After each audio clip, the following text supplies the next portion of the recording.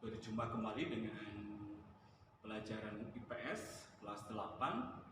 Pertemuan kali ini kita akan mempelajari tentang konflik dan integrasi sosial. Baik anak-anak, sebelum kita masuk ke materi, perlu saya sampaikan terlebih dahulu tujuan pembelajaran. Yang pertama adalah menjelaskan pengertian konflik. Yang kedua adalah menjelaskan faktor-faktor yang menyebabkan terjadinya konflik. Yang ketiga adalah mengidentifikasi bentuk-bentuk konflik. Yang keempat, menemukan cara menyelesaikan konflik yang terjadi dalam masyarakat. Yang kelima adalah mendeskripsikan pengertian integrasi sosial. Baik, kita masuk ke materi. Apa sih yang disebut dengan konflik sosial? Terlebih dahulu kita harus memahami arti konflik. Konflik dalam bahasa berasal dari bahasa Latin, yaitu confinger, yang artinya saling memukul. Dalam Kamus Besar Bahasa Indonesia, konflik didefinisikan sebagai percekcokan, perselisihan, atau pertentangan. Dengan kata lain, konflik dapat kita artikan merujuk pada dua hal atau lebih yang berseberangan atau tidak selaras dan bertentangan. Secara sosiologis, konflik diartikan sebagai suatu proses sosial antara dua orang atau lebih yang berusaha menyingkirkan pihak lain dengan cara menghancurkan atau membuatnya tidak berdaya. Sujono Sukanto menyebut konflik sebagai proses sosial individu atau kelompok yang berusaha memenuhi tujuannya dengan jalan menentang pihak lawan, disertai dengan ancaman dan kekerasan. Gilin and Gilin melihat konflik sebagai bagian dari proses interaksi sosial manusia yang saling berlawanan. Artinya konflik adalah bagian dari sebuah proses sosial karena adanya perbedaan-perbedaan fisik, ekonomi, kebudayaan, dan perilaku. Kita lanjutkan pada faktor-faktor penyebab konflik. Sujono Sukanto menyebut ada 4 perbedaan. Yang pertama adalah perbedaan individu.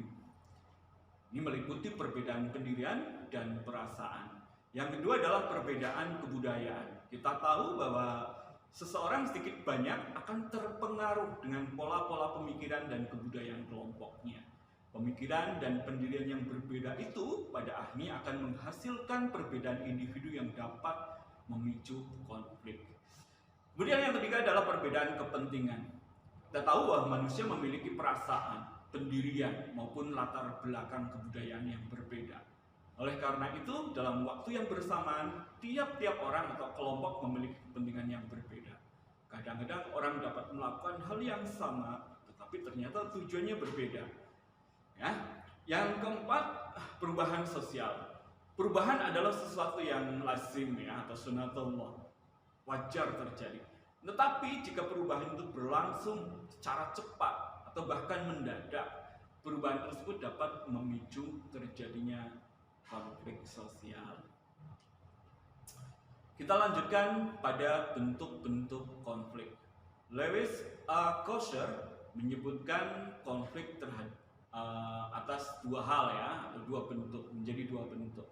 Yang pertama adalah konflik realistis, yaitu konflik yang berasal dari kekecewaan individu atau kelompok terhadap sistem atau tuntutan-tuntutan yang terdapat dalam sebuah hubungan sosial ya. Misalkan antara buruh dan majikan atau buruh dan pengusaha, itu sering terjadi konflik realistis menurut Kosher. Kemudian yang kedua adalah konflik non-realistis, yaitu konflik yang bukan berasal dari tujuan-tujuan persaingan yang antagonis atau berlawanan, melainkan kebutuhan pihak-pihak tertentu untuk meredakan ketegangan.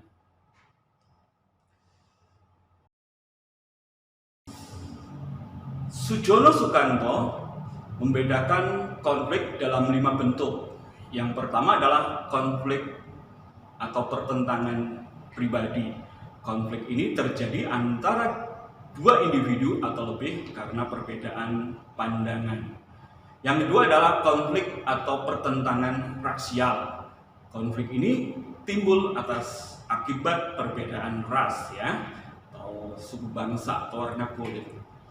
Yang ketiga adalah konflik atau pertentangan antar kelas-kelas sosial, misalkan antara buruh dan majikan. Kita sering melihat ada demonstrasi buruh ya, menuntut kenaikan upah, sedangkan majikan bersikeras untuk tidak menaikkan upah. Ini akan memunculkan terjadinya konflik. Yang keempat adalah konflik atau pertentangan politik. Konflik ini terjadi akibat adanya kepentingan atau tujuan politik. Ini umum terjadi ketika ada pemilu ya, pemilihan umum atau pilkada atau bahkan pilpres antara dua kubu atau lebih. Dan yang kelima adalah konflik atau pertentangan yang bersifat internasional, yaitu adanya perbedaan kepentingan dan berpengaruh pada kedaulatan bangsa. Kita pernah terlibat dalam konflik dengan Malaysia terkait dengan wilayah Sipadan, Nigitan ya, yang akhirnya diselesaikan melalui pengadilan internasional. Dampak konflik sosial. Ada dua dampak terjadinya konflik sosial. Yang pertama adalah dampak positif dan dampak negatif. Kita lihat dulu dampak positifnya. Konflik berdampak memperjelas aspek-aspek kehidupan yang belum jelas atau masih belum tuntas ditelaah. Ya, kita tahu ada perdebatan ilmiah, misalkan yang menyebut bahwa bumi sebagai sumber kehidupan. Ya, kemudian teori itu kemudian dibantah setelah ada teori baru yang menyebutkan bahwa sumber kehidupan ternyata adalah matahari, tempat bumi berputar mengelilinginya. Ya, di situ terlihat bahwa konflik memperjelas atau mempertegas apa yang belum tuntas ditelaah. Dan yang kedua, dampak positifnya, konflik memungkinkan adanya penyesuaian kembali norma-norma, nilai-nilai, serta hubungan-hubungan sosial dalam kelompok bersangkutan dengan kebutuhan individu atau kelompok. Yang ketiga, konflik meningkatkan solidaritas antar sesama anggota kelompok. Kemudian yang keempat, konflik memperjelas ya fungsi sebagai sarana untuk mencapai keseimbangan dalam masyarakat. Dan yang terakhir, konflik dapat membantu menghidupkan kembali norma-norma lama dan menciptakan norma-norma baru. Namun demikian, konflik jelas ada dampak negatifnya. Kita tahu, yang pertama ada terjadinya keretakan hubungan antar individu dan persatuan kelompok. Kemudian yang kedua, kerusakan harta benda, bahkan tidak tertutup kemungkinan hilangnya nyawa manusia. Kemudian ketiga, berubahnya kepribadian individu sebagai akibat dari konflik. Kemudian yang keempat, memunculkan dominasi ya kelompok pemenang atas kelompok yang kalah dalam konflik tersebut. Kita lanjutkan pada konflik dan kekerasan. Secara sosiologis, kekerasan umumnya terjadi saat individu atau kelompok yang berinteraksi mengabaikan norma-norma dan nilai-nilai sosial dalam mencapai tujuan masing-masing. Dengan diabaikannya norma sosial itu, maka terjadilah tindakan-tindakan irasional yang mengakibatkan konflik berujung pada kekerasan. Nah, kita akan bahas tentang teori kekerasan ya. Teori tentang kekerasan. Yang pertama adalah teori faktor individu. Teori ini menyebutkan bahwa faktor penyebab dari perilaku kekerasan adalah faktor pribadi, ya, atau faktor sosial. Faktor pribadi meliputi kelainan jiwa, ya, seperti psikopat, frustasi, ya, yang kronis. Frustasi yang kronis dapat menyebabkan seorang itu nekat, gitu ya. Kemudian yang kedua adalah teori faktor kelompok.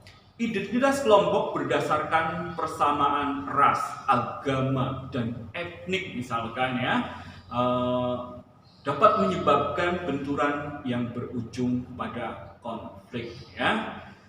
Kemudian yang ketiga, teori dinamika kelompok, yaitu kekerasan terjadi karena adanya karena adanya deprivasi relatif atau kehilangan rasa memiliki yang terjadi dalam satu kelompok masyarakat. Adanya perubahan tersebut tidak mampu ditanggapi dengan seimbang oleh satu sistem sosial di masyarakat tersebut. Tantar bisa ambil contoh misalkan kasus pada suku Amungme dan Komoro di Timika, Papua. Ini suku-suku yang hidup sederhana ya, dan kemudian terjadi perubahan ketika PT Freeport. Ada kemajuan yang terjadi, ada modernitas di sekitar lingkungan tersebut. Tetapi apa yang terjadi pada suku Amungme dan Komoro ya, mereka tidak bisa terlibat dalam dinamika kemajuan tersebut, sehingga mereka kemudian bereaksi dengan cara melakukan perlawanan terhadap para pendatang dan aparat keamanan. Bahkan kadang-kadang disertai dengan mengangkat senjata. Ya, baik. Kita lanjutkan pada cara mengendalikan konflik dan kekerasan. Secara umum, mengendalikan konflik dilakukan melalui akomodasi. Ya, akomodasi memiliki dua makna, yaitu merujuk pada keadaan dan proses. Akomodasi yang merujuk pada keadaan menunjukkan adanya keseimbangan dalam interaksi antar individu atau antar kelompok yang berkaitan dengan norma dan nilai sosial yang berlaku, ya. Sedangkan akomodasi sebagai proses mengacu pada usaha-usaha manusia untuk meredakan suatu pertentangan agar tercipta keseimbangan baru. Nah, tujuan akomodasi antara lain, satu, untuk menghasilkan sintesis atau titik temu antara dua atau beberapa pendapat yang berbeda agar menghasilkan satu pola yang baru. Yang kedua, mencegah terjadinya pertentangan untuk sementara waktu.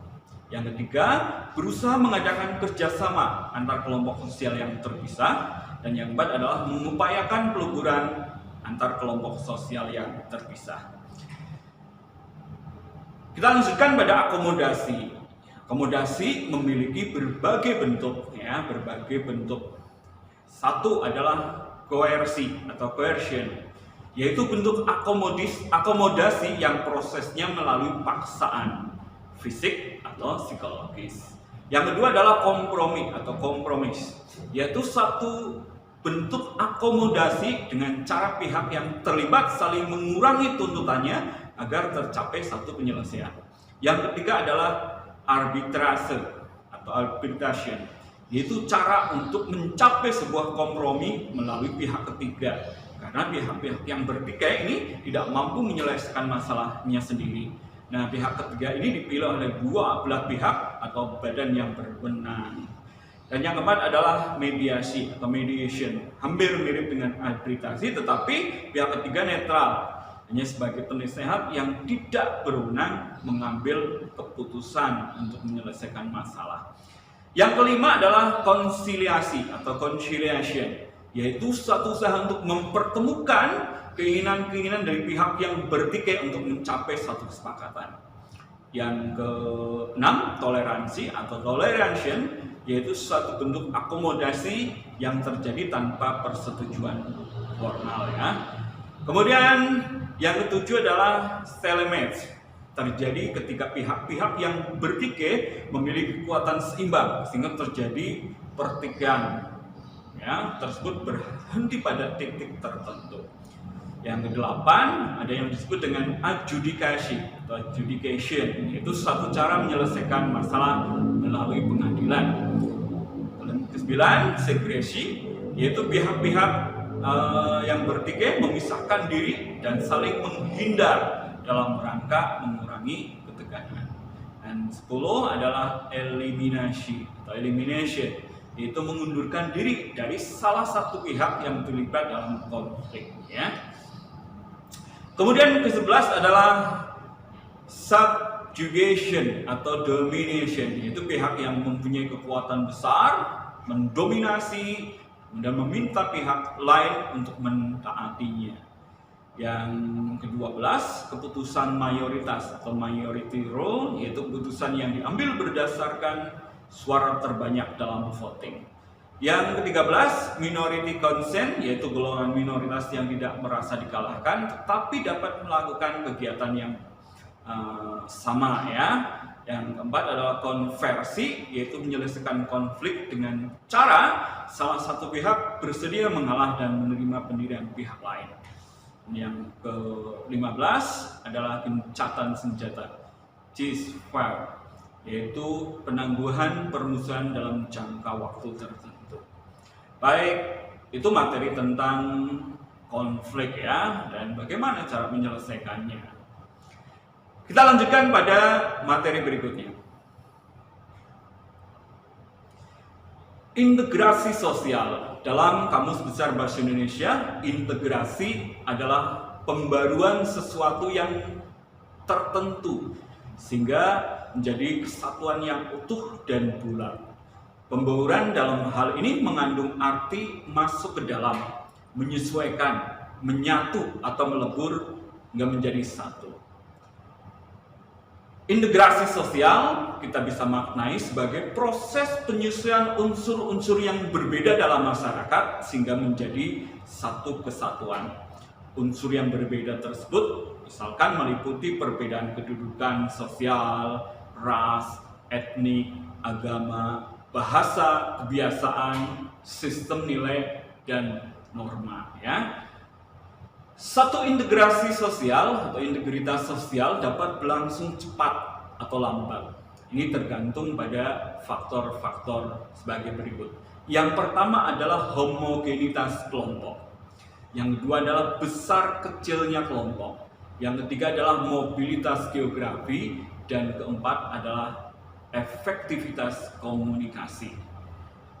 Kemudian bentuk-bentuk integrasi sosial. Integrasi sosial dapat kita bedakan menjadi 3 bentuk. Yang pertama adalah integrasi normatif.